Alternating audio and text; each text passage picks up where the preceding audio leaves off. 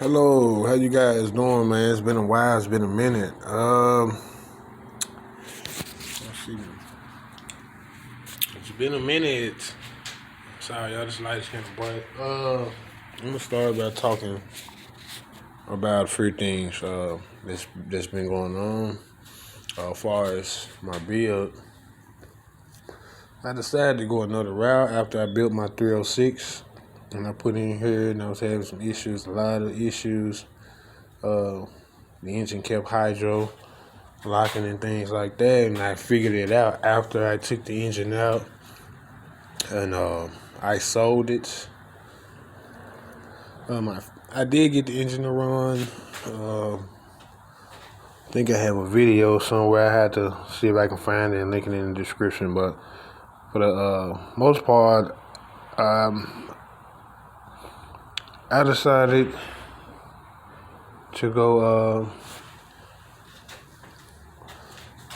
with the 347. A 347 stroker Phantom. I'm in Memphis, Tennessee. I know probably a lot of you guys out here, or probably none of you have ever heard of that. But that is pretty much it's kind of like a package that we kind of came up with here in Memphis, Tennessee. A 347 stroker Phantom. It's pretty much 347. Crank and everything, stroke, turn to 347 specs and things of that nature. But we have some things we're gonna do to the engine also that's gonna give it pretty much phantom power.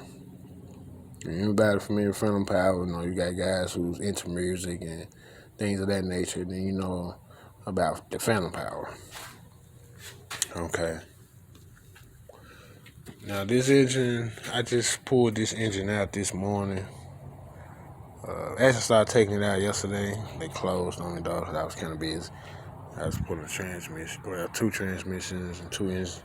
I ended up getting it out today, along with the transmission that is mint. I think the transmission. I think it had a 700 in it. The transmission looked like a 700, but don't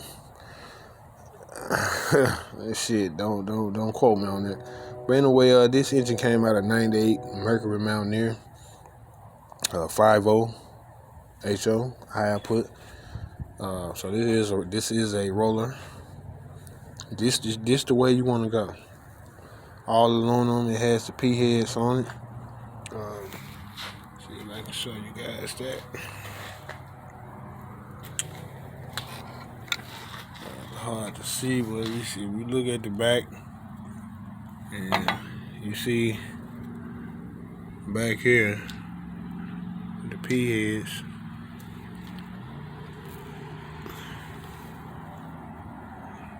Like so, see those lines? 1, 2, 3, 4 lines. That is pretty much a giveaway of what kind of cylinder heads you have on your HO or your 50, the 302. Also, I look right here at the corner. Let me see that. There you go. P heads. And then you come over here, you'll see that right there. So these are GT40 P heads. I mean, not GT40 Ps, I'm sorry. GT40 heads. I mean, damn y'all, I'm sorry. It's been a long day. GT P40 heads. That's what these is. I'm sorry. Damn, I was always thrown off, y'all. I'm tripping. You can look right here, GTP, 40p heads. Get the 4 lines with the 10 right here. 4 times 10 is 40. Okay, that's one way you can tell. Like I said, the truck that got it out of it was hit in the front, like a head-on collision. It was caved in pretty bad, and I had a hard time getting this fucking engine out of here. But I got it out, engine and transmission. Pulled it right out.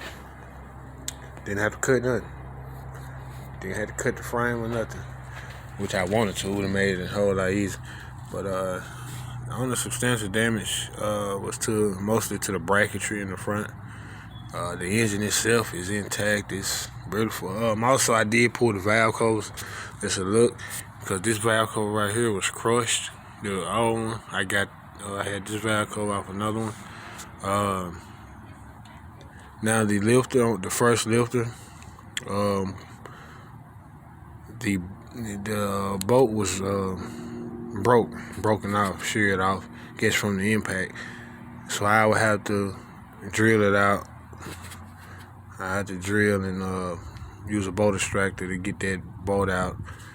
Try to be real careful with that, because this engine has a lot of compression. I had to get these off. They loose though, but I had put my compression gauge on and turned it by hand to see what kind of compression it was pushing. And man, I almost damn near 10-to-1 almost. You know what I'm saying? That's very deep compression, but I think it was like 9-to-1 or something like that on these cylinders. So they kind of assured me that this engine is good and has no head problems, no head gas, nothing like that. Which all this shit gonna be changed anyway. I ain't gonna worry about that. 50-ounce flex plate.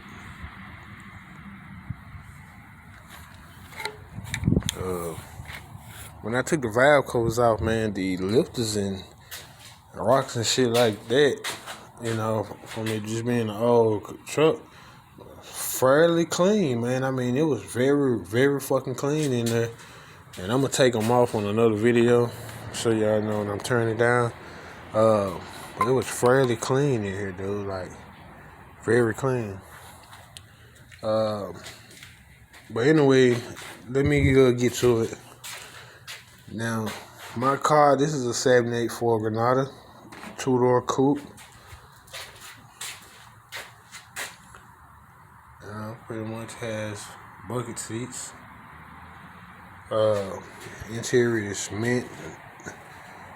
Did the interior some years ago.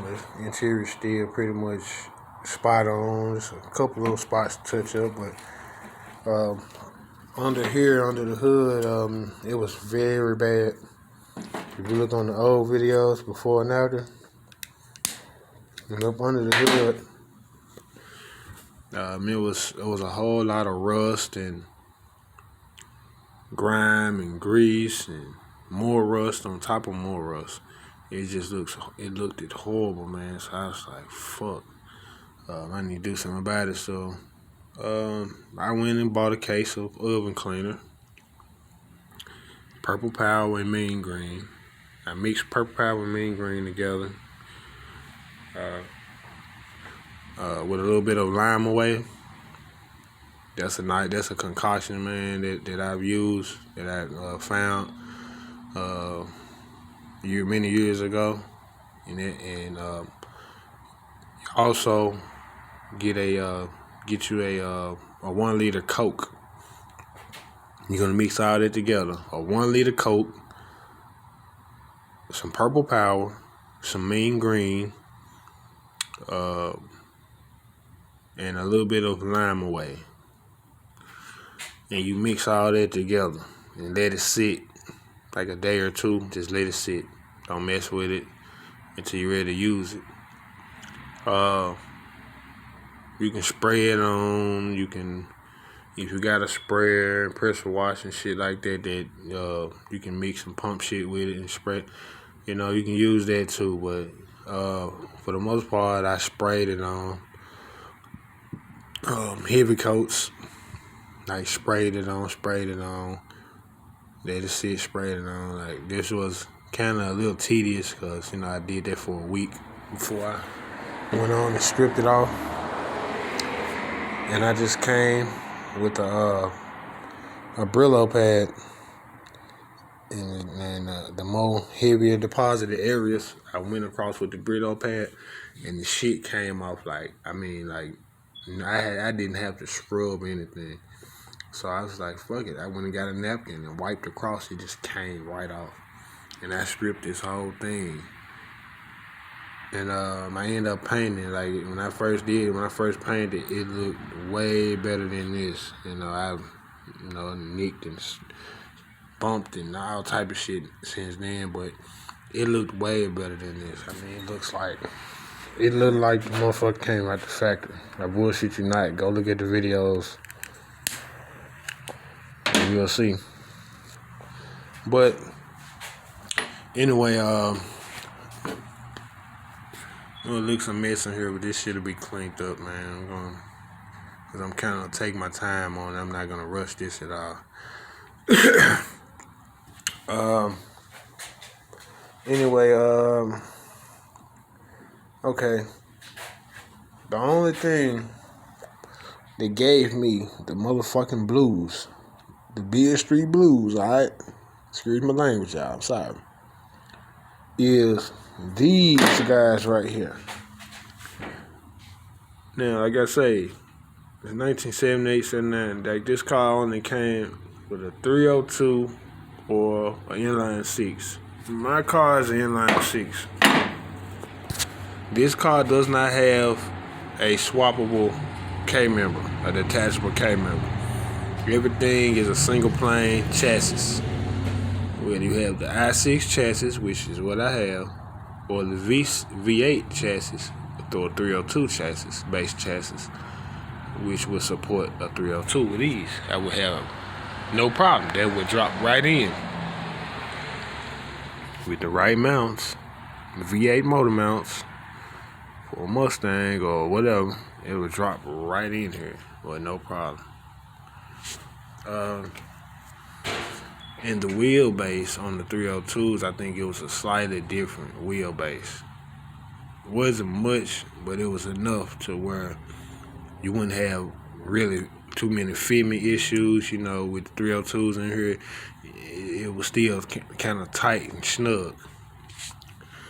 But this car is an I6 chassis, so my I6 is over there. Comes out, it's all original. That engine still runs. I rebuilt that engine from probably about 10 years ago, and I stroked it. So it's getting like 295 horsepower before I pulled it out. Fairly decent engine. Like, it's like nothing wrong with it. I just wanted some power. I wanted me a V8 in this car, man. You know, I want what I want. I love my car. But anyway, this car comes with frame mounts. And these mounts mount to the frame down here that supports the engine. The motor mounts of the i6 will not work on the V8. They don't bolt up. They're not designed the same. They don't look the same. It's completely different. So you will have to figure out your way to secure your engine to the frame of this car, to where this will work. Putting the V8 on the i6, in an i6 car, in a V6 car.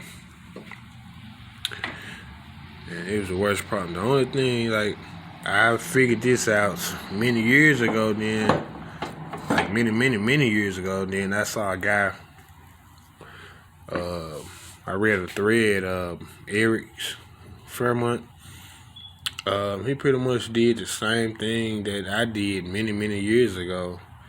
And I was just out here fucking around, I was frustrated and shit, like, damn, I really don't want to butcher this car up, and because I could have butchered it up and hacked it up and welded and did some shit like that and made it work, which I have did with many other cars and pretty successful, But this car, I didn't want to do that, only because if I did, I had to fuck around with this rack and,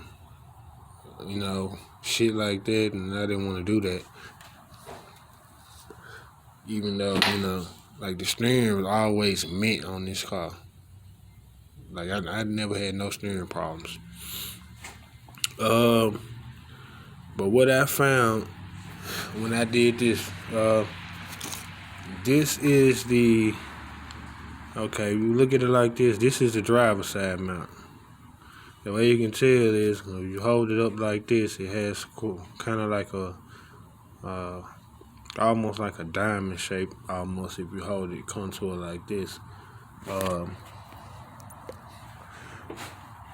So that's how, I remember, what side is what, because the other ones look exactly the same. It's just, it's different.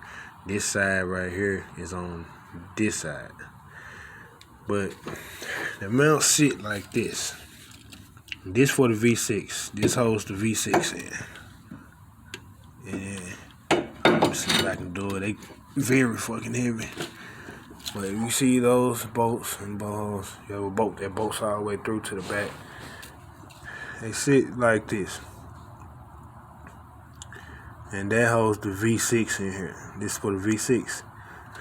Okay.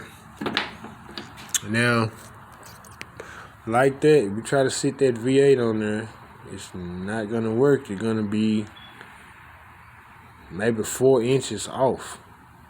You know what I'm saying? The i6 is a long block engine, so in the deck height and everything like that is contoured to the i6 chassis, the design exactly for this car. So, and you had plenty of room. So, squeezing a V8 in here, it restricts that room substantially. But what you'll have to do to make this work, which you can make this work with these V6 frame mounts. Now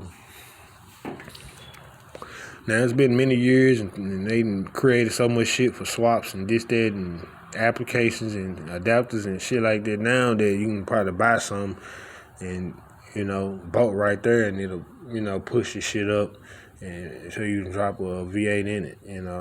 I don't know. I have searched everywhere, but I don't know. What I found to do is, with this driver's side engine frame mount, which sits like that, you're gonna take it off this side, driver's side, and you're gonna swap it to the passenger side, like so. If you see, the holes will line up like so. And you will have a little bit of play or whatever, but you're not gonna bolt it tight to the frame. Gonna keep it loose. You're just gonna have it right there where it can move and shit, cause it's gonna be a tight fit. So on the engine,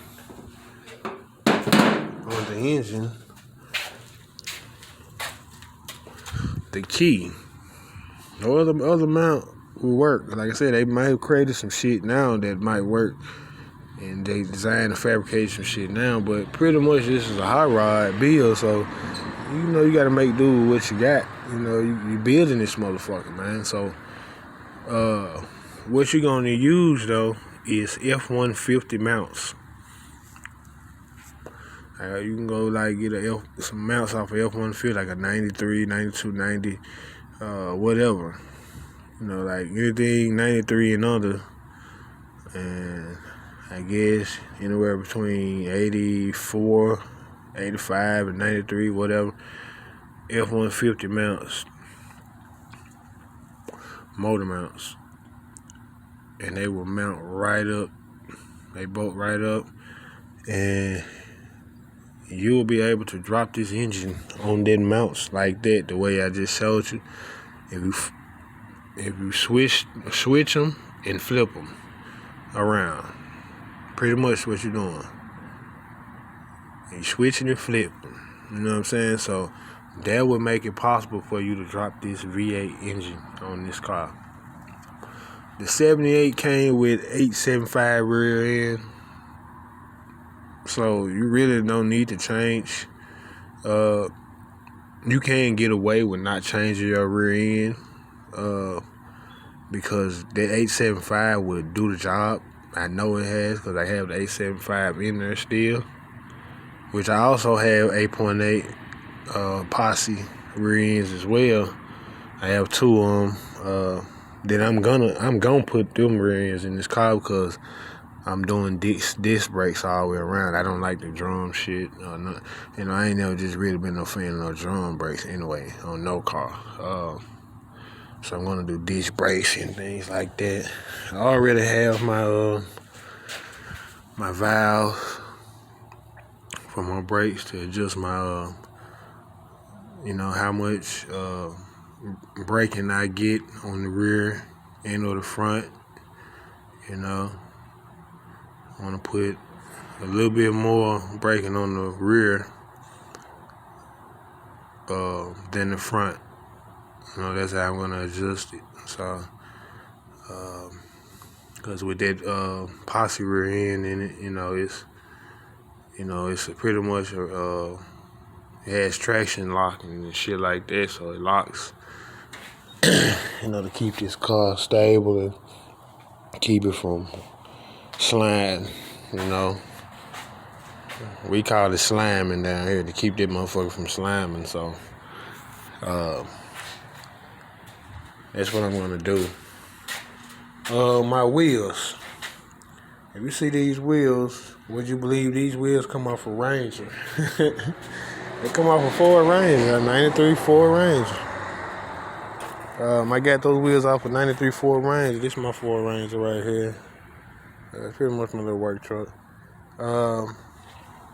Those wheels come off a Ranger, an old Ranger. Matter of fact, it wasn't a 93. It was I think a 90, a 1990 Ranger. I think 2090 or 93. It was 93 Ranger. I'm sorry. Because the problem I had is a long time ago, it was hard to get the dimensions for this spindle. This is all original Granada stuff. Everything in here, the springs, the control arms, the tie rods, the sway bar links, the brake calipers, rotor, all this shit is 1978. This is none of this is aftermarket. This is 1978.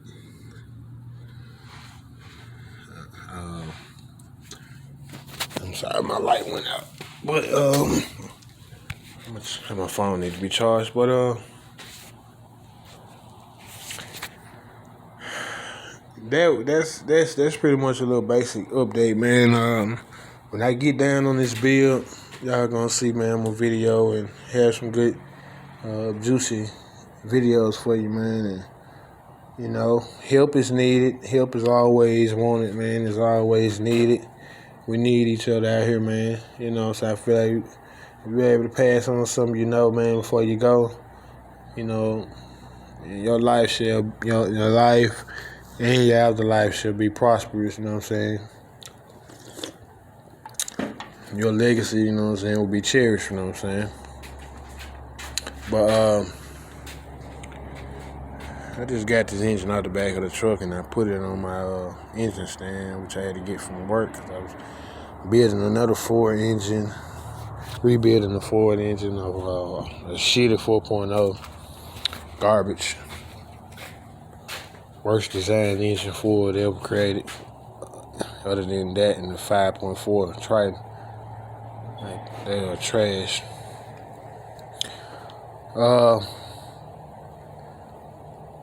I'm gonna get back to you guys Like when I look at these engines come out the Ford Explorer, you see, you pretty much damn near almost have the dual sump.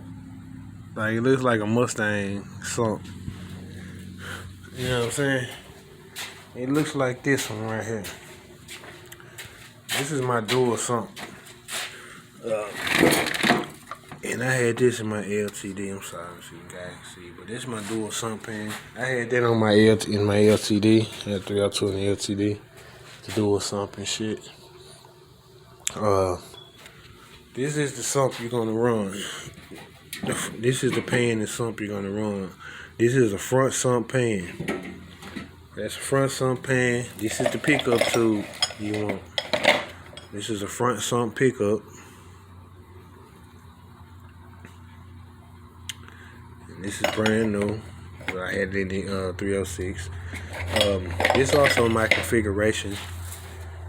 If you want to run electric fuel pump, this is what you're gonna need.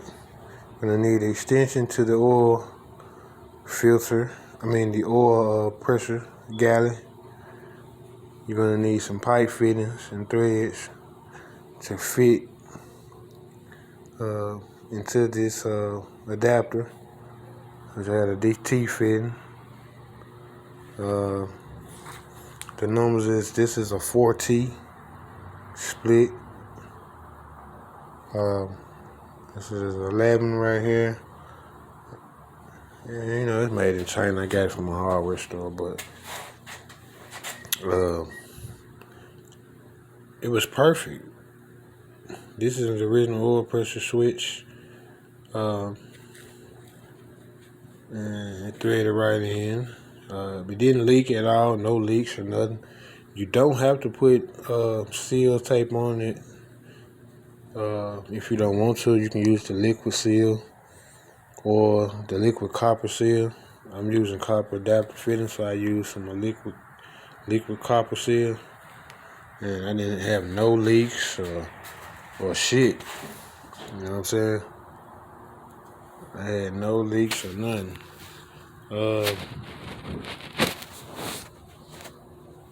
I'm gonna remove that because I am gonna apply some thread tape on this end right here. This screws into the engine, but because that one's worn, it didn't came off. But you're gonna need an oil pressure relay switch, which is a 3-prong terminal. It has a P. Let's see if I can get it to focus. Right here it has a P on this terminal. On this terminal it has a S.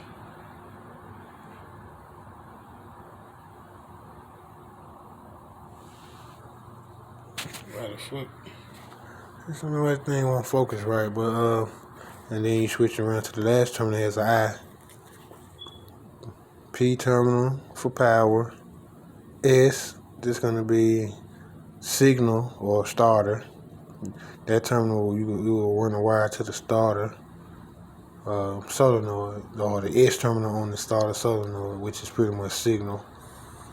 And the I will be for ignition. So that'll be power from the ignition.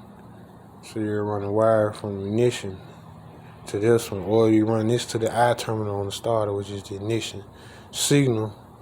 This is the starter signal. This is the ignition signal to the starter relay. This is the starter signal from the starter relay to the switch, and this is the power. So once those are activated, it will transfer power from the relay to the fuel pump, which you'll run this wire to the positive side of the fuel pump, and you will run the negative side to a ground somewhere on the body. These cars weren't grounded too well, so I added grounds and shit. I cleaned up a lot of this rust, and then I added grounds and shit, to help ground this chassis or whatever. But I'm gonna probably relocate the battery to the back, because I'm gonna run electric power steering, which I got from a Volvo S40. It has a electric power steering pump that was made by Ford. That way it'll clear up a lot of room, and I'll be able to actually run my mechanical fuel pump.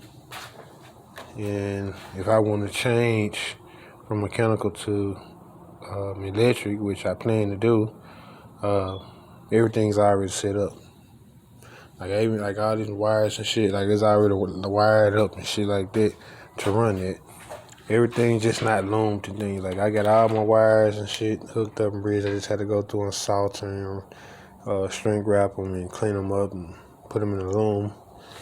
But before I do that, I want to figure out, I'm going to mock them up and figure out how I'm going to route them. And then I'm going to go back in and might clip and cut and reattach some wires and, clean them up, make them look nice and neat. Not look bulky and not all in the way and shit, rigged up. But, yeah, man, I've been talking for 30 minutes, man. I'm finna go in the house, man.